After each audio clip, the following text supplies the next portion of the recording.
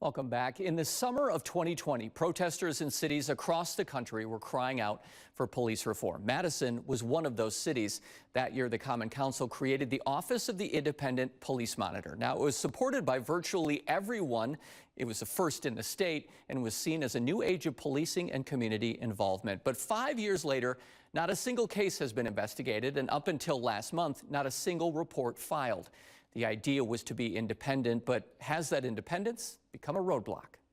Officially, no. At a recent Common Council meeting, something unexpected happened. Alder Curry, no. A no vote. Alder Field, no. Then another. Alder Harrington McKinney, no. And another. Alder Madison, no. 5 no votes out of 20 alders, and they were significant because they were the first 5 votes ever against funding the Office of the Independent Police Monitor.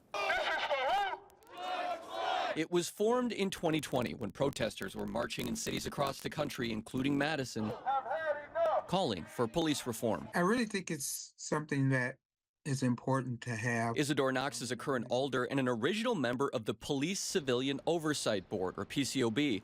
He's a strong supporter of the office. You know, we all want the police to be accountable. What is the office designed to do? It's a place the public can go directly with concerns about the police department. It looks at policy, policing trends, and investigates potential problems. It also gives recommendations to the city about ways the department can improve. It's a completely independent office. The only mandate from the city was to give an annual report about the work they're doing. At least that was the idea 5 years ago. But when 15 Investigates started looking into the office late last year, your office received a public annual report over the years? No. It had released 0 reports.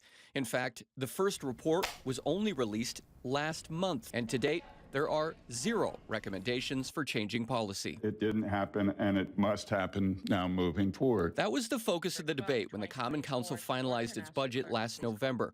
Documents obtained by 15 Investigates shows that up until then, the office was fully funded, starting in 2020.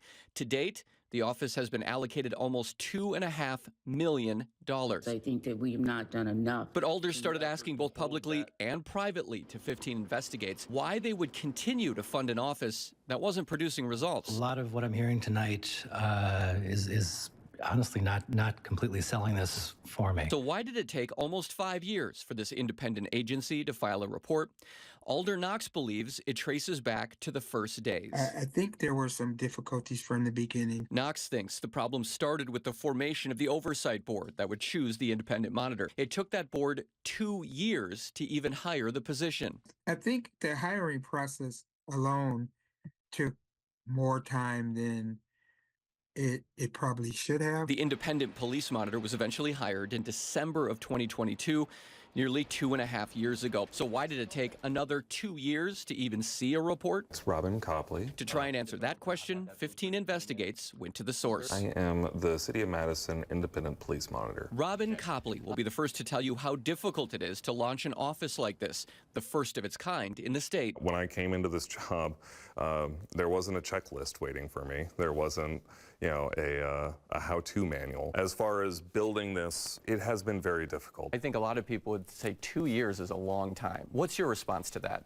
You know, you took over in December of 2022. The first report came out in March of 2025. Well, there wasn't a report that came out of the office earlier because there wasn't anything to report on. Nothing to report. Copley said as much at a Common Council meeting last November. Well, it wouldn't be a report because there would be nothing to report on. Not everyone was buying it. Even that could have been reported, even if it was a one-page report from you as the monitor. In the first report filed this past March, Copley laid out what they've been doing since being hired in December of 2022. It says Copley spent the entirety of 2023 building the office by familiarizing themselves with city departments, training, and meeting with the oversight board. It was also during this year that Copley tried to hire an office manager. The process of getting the office staffed, of getting me some help, it became a pretty high priority, especially around the summer of 23. That brings us to 2024.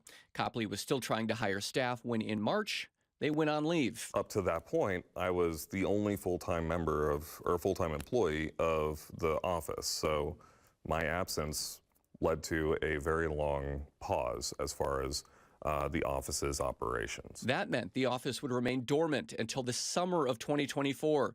No investigations, no reports, 4 years after it was created. In reality, if it doesn't succeed, we're not obligated to continue to fund it. This all led up to the November council meeting, when the office came one vote away from losing funding. But when we spoke to Copley, they didn't share any of the concerns of the council. I'm very impressed with myself. I'll give myself a pat on the back, even if nobody else will, that we got this done as quickly as we did. Copley says they now have the staff and framework in place and don't anticipate any more delays, but there are still no recommendations and no completed investigations. I'm sorry, I will not be supporting this. And it's clear patience is wearing thin. I'm going to support the amendment reluctantly. I just don't want to have us sitting here a year from now, without an annual report and nothing to show. Now, the office did receive a budget cut like every other department last November. For more on the office and what it's currently working on, you can go to our website, WMTV15news.com. We also touched base with Madison Police to see what they thought about the work of the independent police monitor. In a statement, it says in part, "We welcome the input of the independent monitor and believe that a partnership between our agencies can help strengthen trust within the community that we serve."